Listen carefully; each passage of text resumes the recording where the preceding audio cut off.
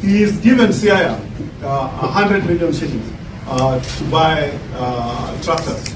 So we are joining a party that cares about his people, not a party that, like the one we've left, that, oh yes, chaos.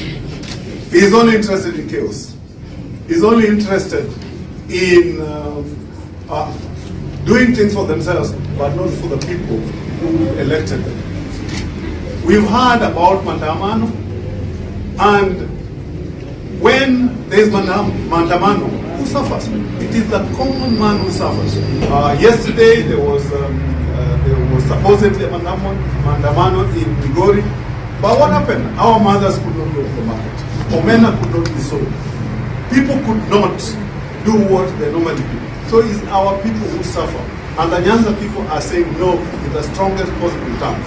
Also, we don't want to be balkanized because Mandamano, whether we like it or not, is remaining to be a new affair.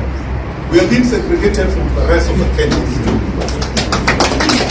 And we are saying no, we must be part of Kenya, and we are not going to participate in backward activities that will not improve our lives.